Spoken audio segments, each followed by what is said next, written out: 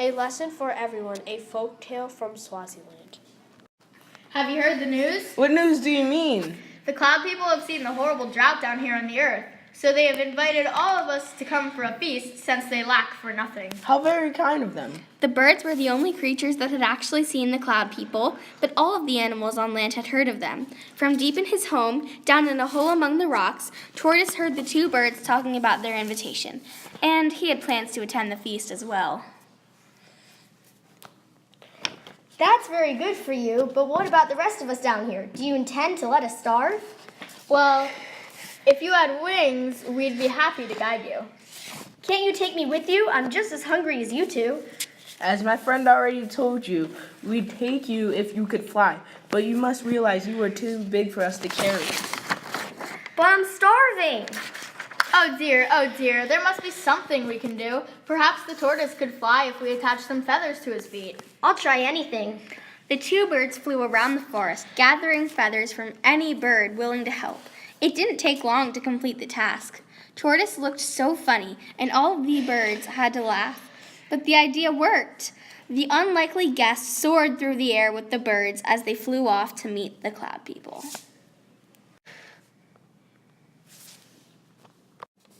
How are we going to explain him? Let's say he's the king of all birds. I like the idea. You may call me king of everyone, since I am the king of every one of you. Yes, call me King Everyone. As expected, the cloud people were honored to have the king of the birds as one of their guests, and the feast that they prepared was certainly fit for a king. None of the birds could believe the large amounts of food that their hosts had prepared for them. It is an honor to have everyone here today. Our privilege to help you in your time of need. And now the food is ready. Everyone, come enjoy the feast. After hearing his name, Tortoise steps forward. He ate everyone's food. When the tortoise finished eating everything in sight, no one else had anything to eat. It went without saying that everyone was mad at everyone. The birds were so furious that they took back all the feathers that they had so carefully attached to the tortoise's feet.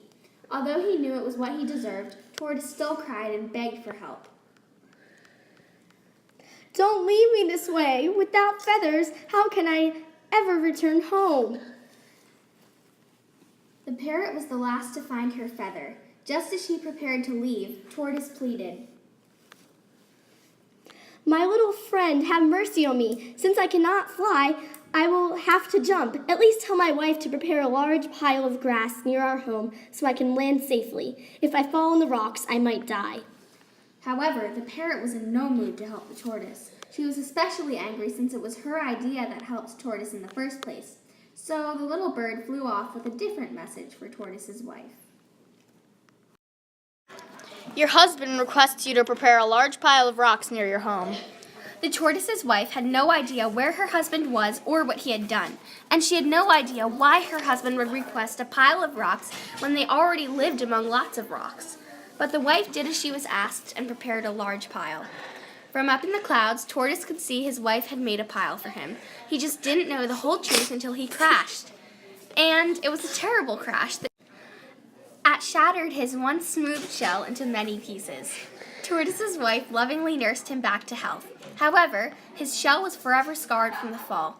From that day on, anytime anyone saw Tortoise's shell, they were reminded that there was a lesson for everyone about selfishness.